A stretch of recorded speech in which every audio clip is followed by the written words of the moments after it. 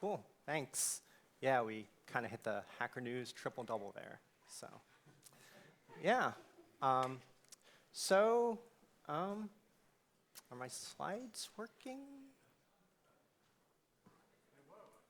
Yeah, they were. Is my, OK. Do I just need a, Oh, there we go. Yep. Triangle. Cool.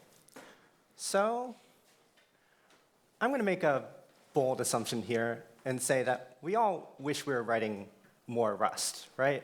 Like, we all want to write more Rust in our day-to-day lives and have our companies move to Rust and so on. And a common way that we do that is to rewrite it in Rust. This has become a meme, a mission, in some cases almost like a threat. Like, we're going to rewrite everything in Rust. But today, I'm not here to talk to you about rewriting, because rewrites are hard, and they're kind of scary in a lot of ways. Like, when you rewrite, you're devoting yourself to often a multi-month, possibly multi-year plan, where you have to learn this new technology, and you have to then build out this system. You're losing users, you have breaking changes, and you're introducing new bugs. And it can really cause a lot of pain and suffering and hurt your company. So I'm not going to talk about rewriting. Instead, I'm going to talk about porting. Now, what's the difference? Well, it's a slight bit of semantics, but a port to me is something that is incremental and does not start from the ground up. When you port, you're moving individual pieces to Rust, and oftentimes you have to live in this combined ecosystem for a bit, where you have a little bit of Go and a little bit of Rust. So, hi, I'm Nicholas. I work at Vercel on Turborepo, and I'm here to talk to you about porting Turborepo to Rust. So what is Turborepo? Turborepo is a build system for JavaScript. It allows you to scale up your JavaScript builds, often inside a monorepo. And here's an example of that. So let's say you have a shared UI library that's used in both a web app and an internal docs app. Normally, when you build this, you build it kind of sequentially. If you use something like Yarn workspaces, you first run the lint tasks, then the build tasks, and then the test tasks. And it's not really that ideal. With Turborepo, you can do it in parallel. And even better than that, you can cache the output. So if you run this again, say if you run it on your local machine after running it on CI or vice versa, Turborepo will read from a shared remote cache. As for the architecture, it's a native binary compiled for 6 targets. That's x86 and ARM times Linux, Mac, Windows. By the way, I love the cursed Linux, like the reverse image. And it's about 70K lines of Go. And that consists of the main execution pipeline. There's a daemon for performance improvements. There's prune, which allows you to strip out a monorepo into a single package and its dependencies. And then there's the auxiliary commands like log in, log out, and so on. So let's go over the execution pipeline. Basically, it loads in your config from the file system, environment variables, flags, and so on. It then builds up what's called the package graph, which is the dependency graph of the different packages within your monorepo. So again, if you have a UI library that's used by a web app. And from there, it spins up the task graph, which is a graph basically of the different tasks that need to be run. So you can have a build task that depends on a lint task. You can have a build task that depends on the build task of a package's dependencies, and so on. From there, we traverse this task graph and execute. If we can determine that a task has already been run, we cache it and don't run it. And at the end, we build up a summary of the run, which can be uploaded to Vercel or shared however you like.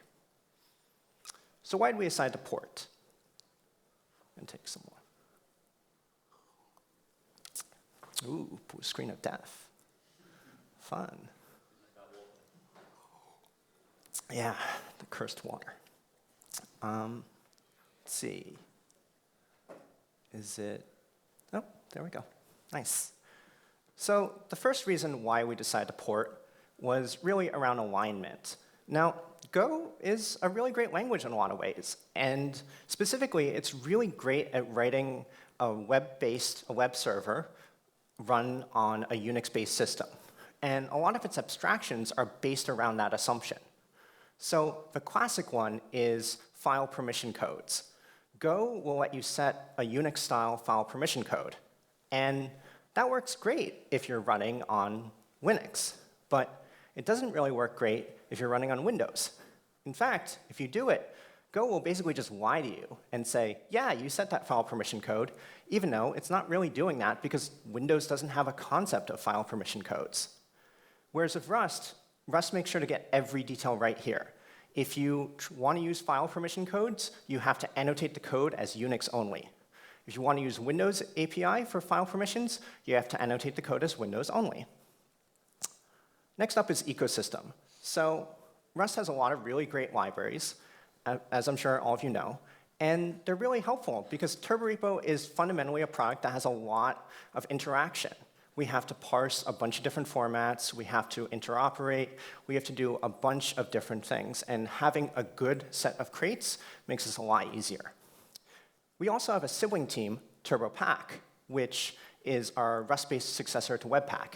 And we wanted to share the same code. So if we write like one file watching crate, we can use it between TurboPack and Turborepo. And finally, Rust has become the sort of lingua franca of JavaScript dev tools. Like, it's used in a lot of different projects like Biome, SWC, and API. And we want to use these projects in Turborepo. And later you'll see how we've, in fact, started using them post-port. So how did we start to port?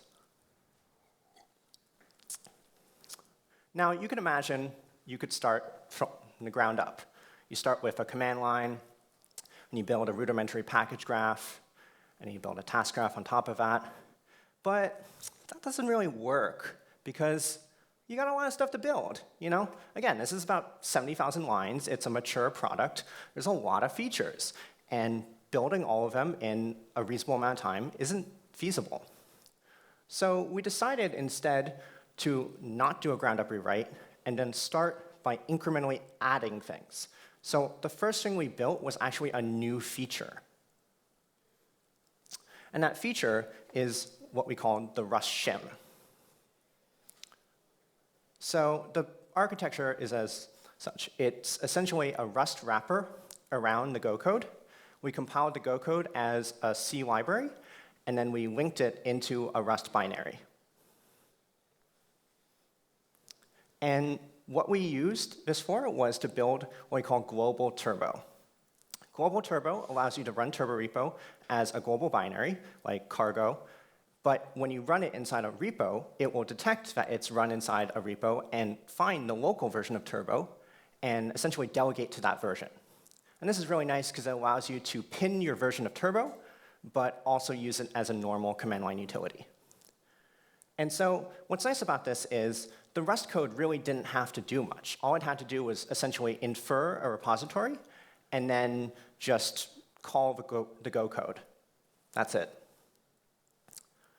After that, we decided to port the command line parser. And this was a natural next step because we already had to do a little bit of command line parsing for the shim. So we just decided to port the whole thing. And we used a nice library called Clap, which allows you to generate a CLI parser pretty easily. And then from there, we serialized that to JSON and sent it to the Go binary. The reason we use JSON here is because we didn't really want to write a bunch of types in C, because again, that's the interop layer, is C. And no one really wants to write cross-platform C types. So instead, we use JSON to move it. Now for some shipping issues, because nothing goes according to plan. So the first one was, of course, Windows. Now, Windows has two versions of the C standard library. It has MSVC and MinGW. And on Windows ARM, Rust actually doesn't have a MinGW Windows ARM target.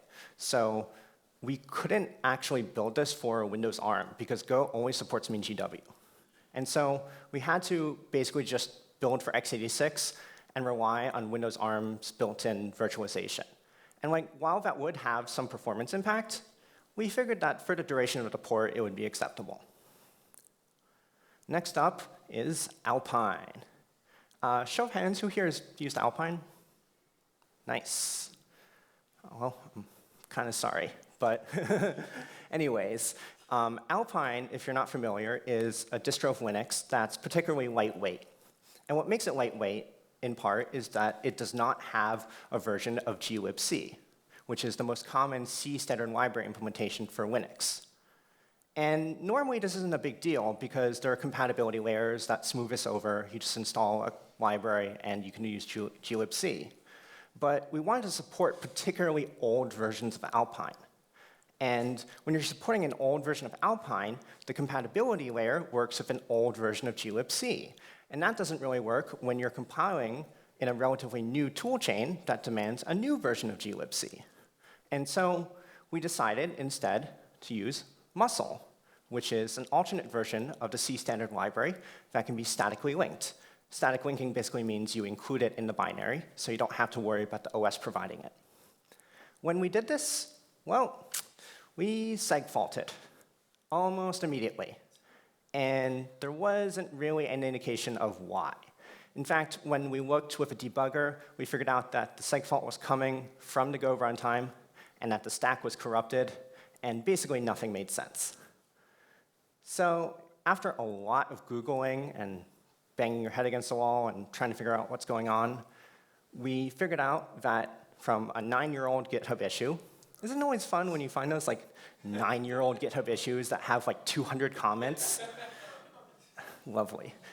But yeah, and this issue basically indicates that you cannot build a Go binary as a shared library with Muscle. If you do that, just things don't work. So we had to come up with a different approach. The new approach is 2 binaries. We build a Rust binary that then calls the Go binary. And we pass the args, again, as JSON, but this time just as one big command line argument. And this worked pretty well, because we were already doing a serialization, so it was really just a matter of passing it through a slightly different manner. So with that, we were able to ship Turborepo 1.7 with the Rust shim.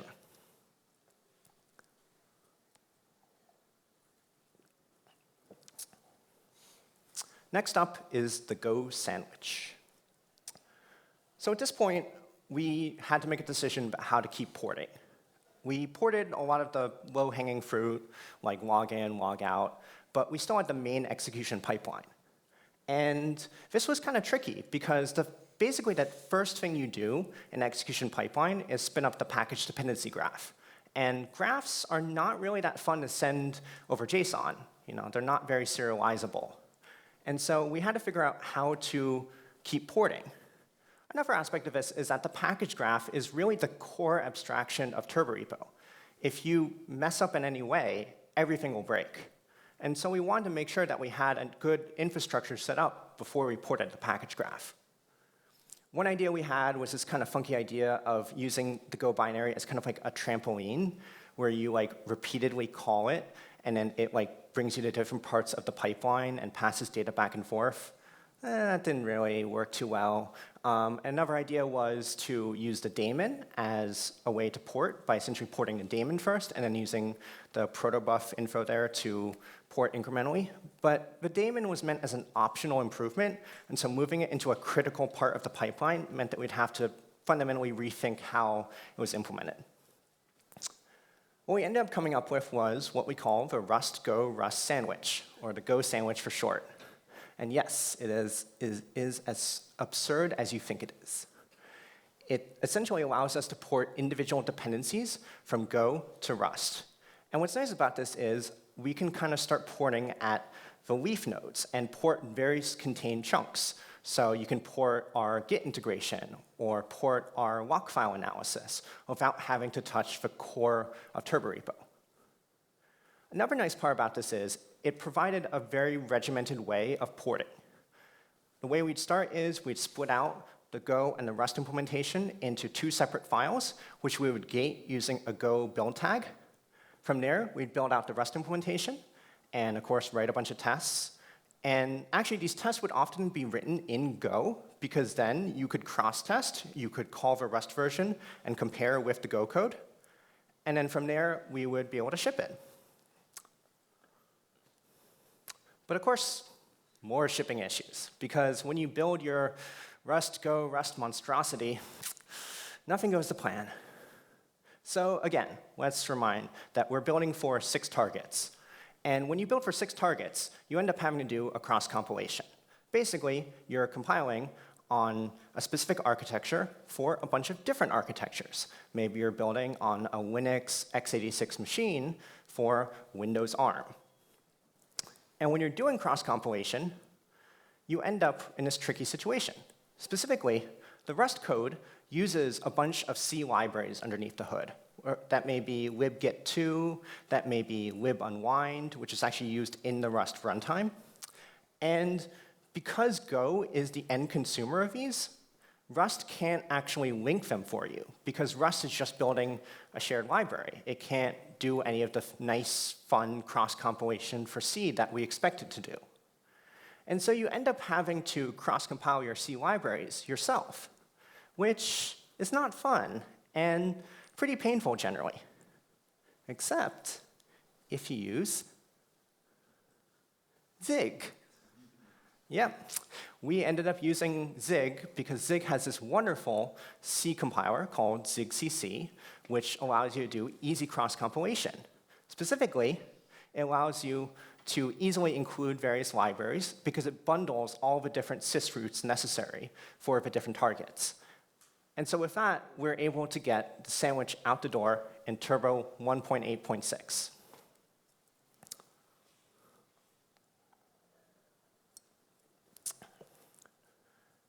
So finally, we have the run outline. So at this point, we started to hit the limits of the sandwich. Specifically, we reached a point at which we started to use more async code. One example of this is our HTTP cache, where we have to fetch cache entries from a remote server. And we didn't really want to tackle the issue of interoperating Go's async code with Rust's async code. I mean, we could have, but it was frankly a little terrifying. So at this point, we decided to start building a full run outline. And this was essentially an all-Rust execution pipeline with the unimplemented parts stubbed out. So we'd have like a stubbed out package graph, stubbed out task graph, and so on. And we'd start to slowly implement them. And we added a flag to switch on to this code path. Now, at this point, you may be thinking, isn't that a rewrite? You know, you said that we're not doing rewrites here, and, you know, but isn't this? And yeah, it kind of is. But it's important to remember that the shim and the sandwich both bought us a lot of time. Like, we managed to port a significant chunk of the code base without stopping the world and doing a rewrite. In fact, we were able to ship quite a few features while porting. But at this point, we did have to kind of say, look, we're going to do a rewrite. And this did lead to a question of unused code. As a whole, unused code, I think, is one of the most dangerous things you can have, because it's code that fundamentally is not being exercised and not being tested in a real way. I mean, sure, you can write tests for it, but tests only test those specific scenarios. You know, they're not a replacement for people actually using it. And so we had to figure out a way to execute the code that we were building. We didn't want to build this whole pipeline and then release it to the world and then have like 1 million bug reports flood it. The first way we did that was with prune. Prune, again, is a command that allows you to strip your monorepo down to a single package and its dependencies. So in this case, if you prune A, you get A and all of its dependencies. And this is really nice if you're running a Docker container and you don't want to include your whole monorepo in there. So prune uses the package graph, and so we were able to test the package graph and also our lock file analysis using prune. Next up is hashing. So hashing is at the core of Turborepo. We use hashing to basically take all of our tasks and all of the task inputs, so in this case, this could be files, environment variables, packages, and so on, and we hash that into a single hash, which we then use to index into the cache. By the way, task, hash, and cache all sound alike, and that was really annoying during this port. And so we decided that we wanted to keep hashing stable between Rust and Go. And the reason for this was it allowed us to have a very specific testing point. If we knew that both hashes were the same, we could be reasonably sure that the implementations were pretty much identical. The issue with this is the Go code used a Go-specific hashing algorithm. Specifically, it basically took all the inputs to the hash and printed it using Go's sprintf implementation. We didn't really want to implement Go's sprintf in Rust. That seemed like a waste of time. So we had to figure out a way to move the Go code to the same hashing algorithm. And for that, we used Cap'n Proto. So Cap'n Proto, if you're not familiar, is this wonderful serialization format that's defined essentially byte for byte. And what's nice about this is we knew that the Rust version and the Go version were going to produce the same output. And in fact, it also included some canonicalization code so that you can definitely ensure that it's the same output. And so with that, we were able to move the hashing to the same algorithm and confirm that the hash is matched in both Rust and Go. And in fact, we ran this on all of our tests. So with that, we had a pretty straightforward process for releasing. We basically moved them both to Cap'n Proto. Then we burned down the broken tests. We ran the run outline on all of our existing tests. And then from there, we dogfooded the Rust version internally at Vercel. We moved our big monorepos for our front end onto it. We moved some other pieces onto it. And once we reached 72 hours of no bugs, we shipped the all Rust version with a Go fallback flag in case bugs happened. And with that, we were able to ship Turbo 1.11 with all Rust. Yes, thank you. Thank you. So what did we learn here? Well, first, I would say that there was a lot of success. We managed to move 70,000 lines in about 15 months. And this may seem like a long time, but all things considered, I think it was a pretty good success because we were able to do it while still shipping code. Like, there's a very big difference between 15 months where you're radio silent and your users aren't getting anything from it, and 15 months where you're still shipping features. And we didn't get bogged down in second system effect. So if you're not familiar, second system effect is this idea coined by Fred Brooks in the Mythical Man Month. And it refers to the idea that architects tend to have a lot of trouble with their second system. They try to implement all the things that they didn't get to in the first system. They try to make it perfect. They try to fundamentally rethink things. We didn't do that. We kept it very simple. And finally, serialization was a big win. We leveraged it in basically every part of the port. I forgot to mention that in the sandwich, we used protobuf to communicate between Rust and Go, and that was a big win too because we didn't, again, have to think about C types at all. What are the things that we could have done better? Well, first is really about maintenance, and tied into that is our porting philosophy. We arrived at this idea of like a strict port somewhat in the first third of the porting process, I would say. Before that, we had this vague idea that we could improve things while porting.